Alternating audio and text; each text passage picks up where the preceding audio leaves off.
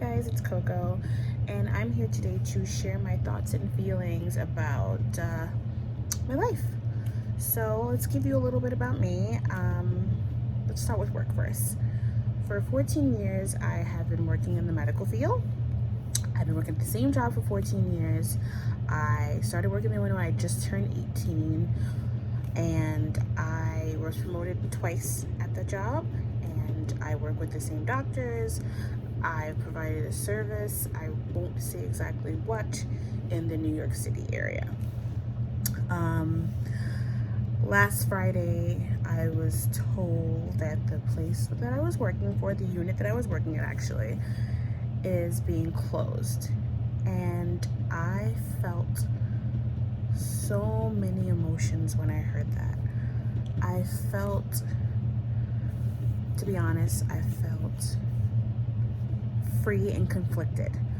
Conflicted because I am providing a service for patients who are usually older and very sick, and with what I do, they can't just go to any other site and get this done. So I was thinking to myself, wow, these people really don't care about these patients and what's going on with them. But then the other side of my brain said, well, I should say the other side of my head said, because we don't have one anyway, I said, you know what, they're thinking about the money. Because of the pandemic, people really, this economy's bad. Places are losing money. We are on the chopping block. I get it. Also, they don't care about me personally because it's not a personal thing. They don't know me. They don't care that I've been there for 14 years. I never called out. It doesn't matter to them. And I had to get that in my head. Also, I've always felt like Clark Kent because I was living two lives. I was living a life where I was going to work in the medical field and a part of modern medicine, if you would say.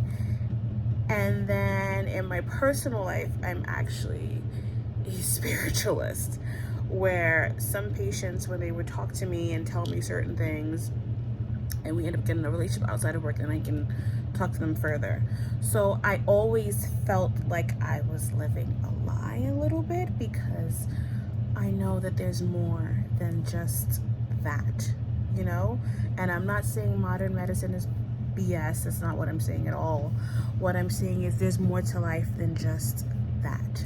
There's more to life than what we see.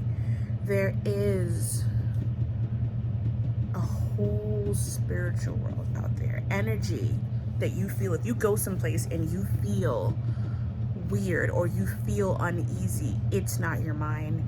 You're not being paranoid. It is your ancestors, the spirits telling you something, and that's how they communicate with us, to the ones that they know won't be receptive of them just appearing. My whole life, actually, my mom's a spiritualist. My grandmother did spiritual work, so I've been around it my whole life, and I'm not trying to convince anyone to do this or to believe in that. That's not my thing. I believe all religions are valid as long as it teaches peace and love. Like, that's just my thing. I don't put that down my throat.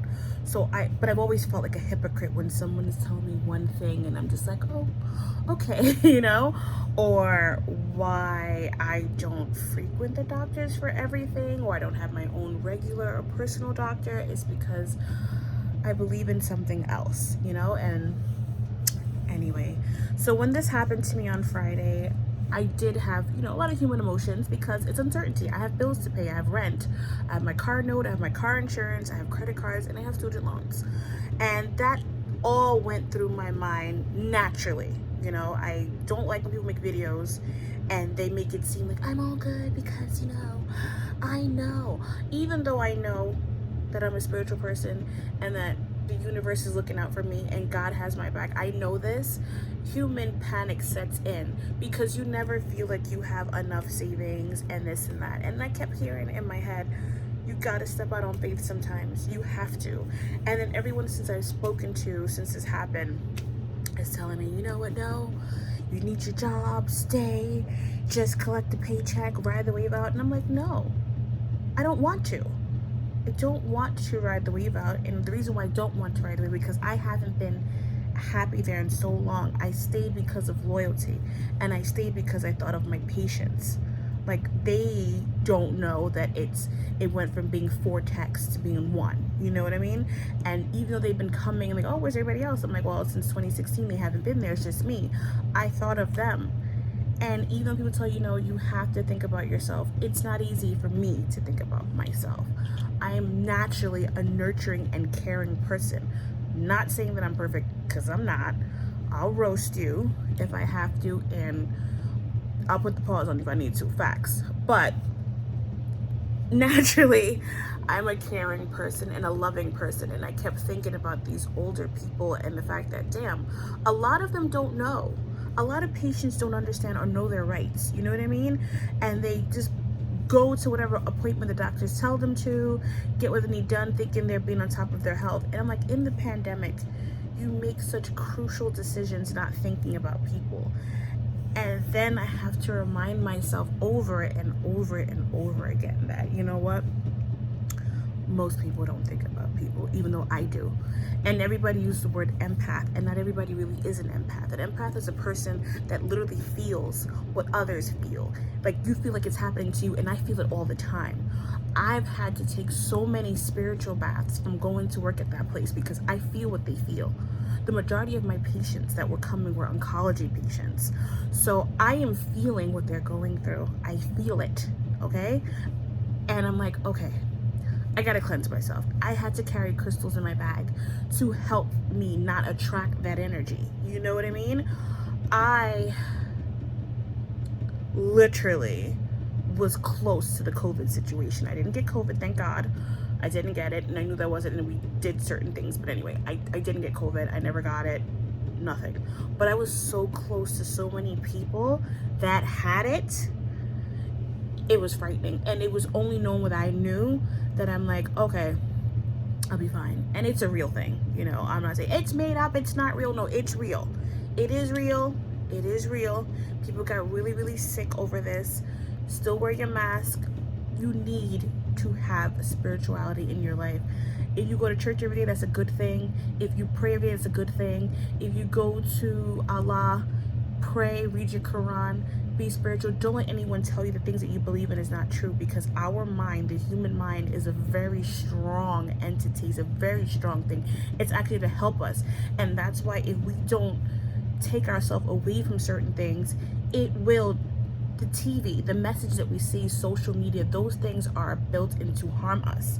So what I mean by this is, if you're on social media, which can be a good thing, so let's say you're promoting a brand and you're on Instagram and you're promoting yourself the right way, that's fine if you're selling something.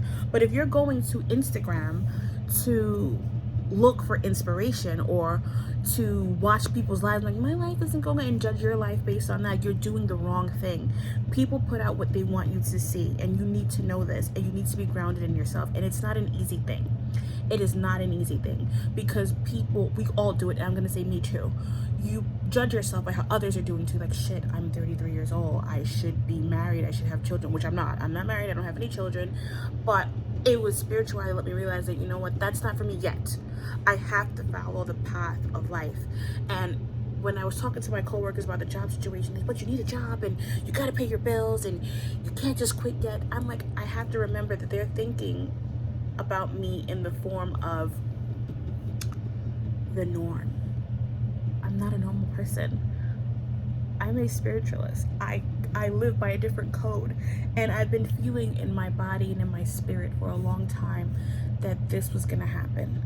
And I was actually trying to leave before it happened, but human nature kept me from just jumping ship, because I kept being loyal, thinking about the doctors that I work for, thinking about my patients, and saying, it's not fair to them. But now I'm like, shit, I literally am in a position where I have to make a decision. And for the past 4 days, I'm just like, God, what do I do? Spirits, what do I do? Like, I've been talking and praying and figuring out what I'm supposed to, but the only thing I feel that I am supposed to do is live for me. You know what I mean? Like, that's how I feel. That's the only thing that's been on my mind, is live for yourself now, Coco. You cannot keep thinking about others. But the other part of my brain, the worry inside, is telling me, but you got bills to pay, And I've been doing mathematics and saying, well, you know, for 5 months you can pay all those bills. You have up to 5 months to pay all those bills. And I'm like, I'm not going to be at a job for like 5 months. And another big part of me is like, but I should be able to live my life that I want to live. When people keep asking me what is it I want to do, I don't have a typical answer to tell them. Like, I know I should say like, oh, I want to be a PA, or I want to be a doctor, or I want to be a nurse, or something like that, and that's not what I want to do. The only thing I've ever wanted to do in life, honestly, was help people in some way, shape, or form. You know what I mean? I love everything beauty, like makeup, this, and I know that makes you feel good. I have so many cancer patients that I've seen that they couldn't wait. They were saying when their hair grew back, or I told them about microblading services that would do their eyebrows for free for them because a lot of that stuff falls off and everything. And I saw how happy, and when people are happy, it makes me happy. It sounds so cheesy, and if you're not liking anything I'm saying right now, you can just click off the video. I get it, because I've watched so many YouTube videos where I'm like, if you don't shut the hell up, girl, if you don't stop lying, when they start crying, like, I just want to help the world. But I really do. Like, I really enjoy it. Like, it makes me feel good when people are happy.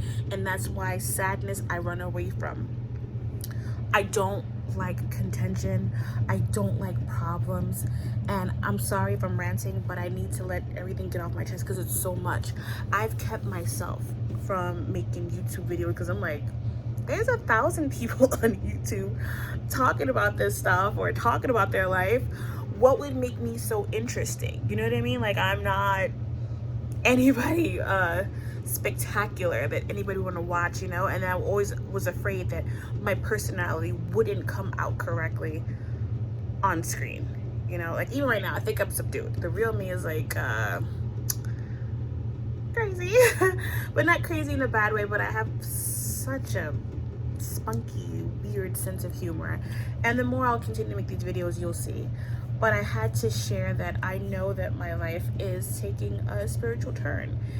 And I look at my mother, who was a hairdresser, and then after being a hairdresser for many years and having 3 different successful shops, my mom went into real estate and she was doing great, but that wasn't her calling. And my mom's spiritual awakening was terrifying. When she was going through her spiritual awakening, I was like 8 or 9 years old, and my mom thought she was losing her mind, and she was afraid because in a Caribbean household, that's like you don't want to lose your mind, you know, like you want to. And then once they label you as a crazy person, you're like, oh my God. And it was a spiritual awakening, and it was intense, and it was real. It was so real. And I'm a doubtful Thomas. I'm a person, I don't believe in that. You can't read my palm. You can't tell me this, and you cannot predict the future. But when I see what she went through, it was extreme. So when I realized that it was my turn, I said, no ma'am, I don't want this. I don't want to do this.